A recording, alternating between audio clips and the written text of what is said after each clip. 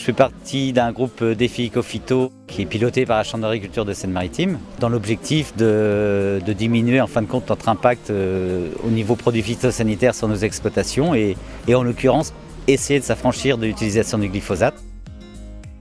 On est donc sur la plateforme couvert du GDA Seine-Austrovert en lien avec le groupe Défi. Donc on peut voir 3 couverts différents.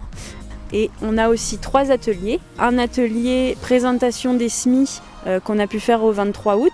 Un atelier qui présente les relevés adventices et les relevés insectes qu'on a pu faire à l'implantation de la plateforme jusqu'au mois d'octobre. Et un atelier fosse pédologique, donc on a fait une fosse dans chaque couvert pour voir un petit peu comment le couvert a travaillé et puis la structure du sol actuelle.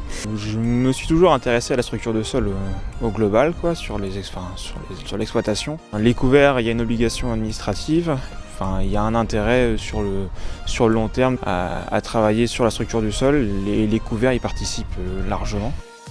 La journée d'aujourd'hui, c'est vraiment une demande à la fois du GDA et du groupe Défi d'avoir des méthodes de destruction de couverts sans utiliser de glyphosate.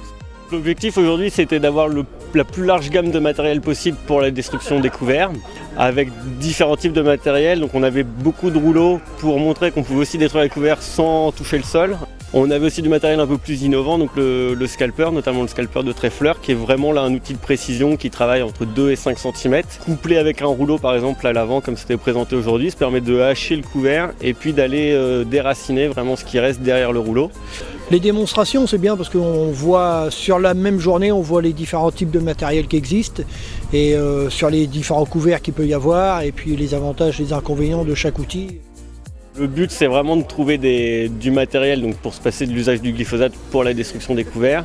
Je pense qu'il faut revenir à des choses très simples, au moins les réessayer pour pouvoir voir si elles sont adaptées à nos conditions. Je pense qu'on peut être satisfait pour l'antenne d'avoir eu du monde comme ça aujourd'hui.